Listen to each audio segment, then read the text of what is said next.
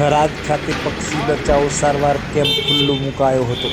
ઉત્તરાયણ પર્વ નિમિત્તે પતંગના દોરાથી ઘાયલ થયેલા પક્ષીઓની સારવાર માટે આ કેમ્પને ખુલ્લો મૂકવામાં આવ્યો હતો, જેમાં જલારામ ગૌ સેવા યુવક મંડળ અને બનાસકાંઠાના જિલ્લા પ્રાણી અત્યાચાર નિવારણ સોસાયટી દ્વારા આ કેમ્પનું આયોજન કરવામાં આવ્યું હતું। પક્ષી બચાવો સારવાર કેમ્પમાં થરાદ શહેરના અગ્રણીઓ સહિત મંડળના સભ્યો પણ ઉપસ્થિત રહ્યા હતા।